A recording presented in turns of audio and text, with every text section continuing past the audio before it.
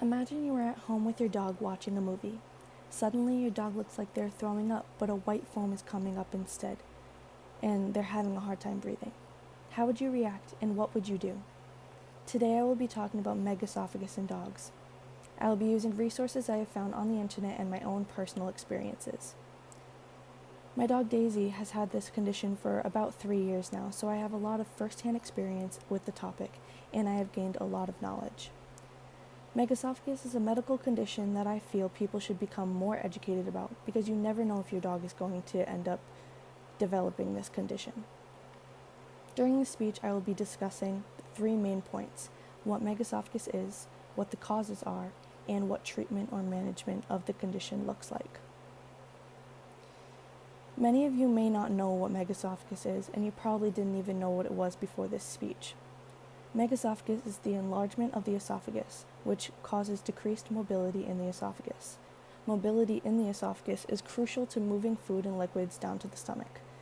There's a variety of symptoms that you should look out for in your dog. Regurgitation and aspiration pneumonia are huge symptoms of megaesophagus.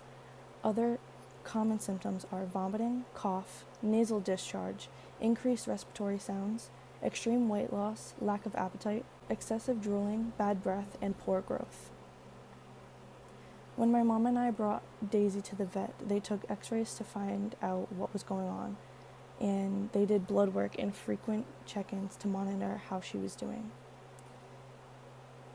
Now, there are many different causes of megaesophagus. The main 2 are congenital and acquired. Congenital megaesophagus develops due to the incomplete nerve development in the esophagus, and most cases are found in young puppies. Acquired megaesophagus is developed through another disease. The other diseases or conditions that cause megaesophagus are myasthenia gravis, stricture, Addison's disease, esophagus obstruction, dysautonomia, and inflammatory disease. You're probably wondering how you would treat your dog with megaesophagus after hearing all that you heard so far. The most important thing that you would need to keep close attention to is preventing the dog from aspirating and making sure that the dog is able to get all their food to their stomach. How to take care of a dog with megaesophagus was one of the first things that I learned about when taking care of my dog. A dog with megaesophagus should be fed soft, hand-rolled food. The vet that sees the dog would probably recommend or prescribe a specific type of food for the dog to be fed. These dogs are also not able to drink water because it will cause them to aspirate. From my own experience, we take ice cubes and crush them in the blender and feed them to my dog with pumpkin, and she gets pumpkin because she won't eat the ice otherwise. Another thing that has to be done to manage megaesophagus is making sure that the dog is being held in an upright position. This is to help get the food and water down using gravity. Something that many owners of dogs with the condition have purchased is a Bailey chair. The Bailey chair is designed specifically for the dog that needs it. When we ordered our Bailey chair, we sent the company a picture of our dog and sent in her sizes so that they could build the chair to her size.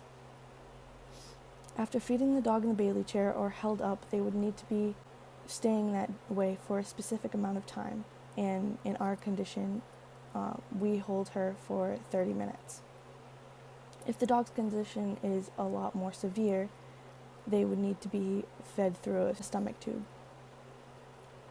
To close out my speech, I would like to go over the points I've discussed: what megaesophagus is and the symptoms you should look out for, the causes of megaesophagus, and the treatment or management options you have. My point of making this speech was to educate people about megaesophagus while also learning more about myself.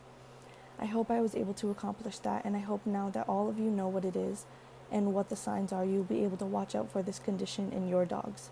The sources for my research that I used were veterinarians from petmd.com, veterinarypartner.vin.com, and hillspet.com. Thank you for listening.